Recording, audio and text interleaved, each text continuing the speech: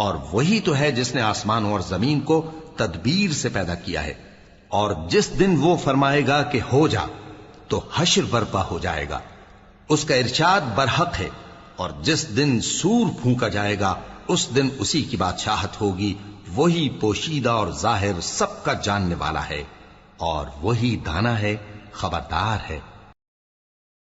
اور وہ وقت بھی یاد کرنے کے لائق ہے جب ابراہیم نے اپنے باپ آزر سے کہا تھا، تم کیا بتوں کو معبود بناتے ہو؟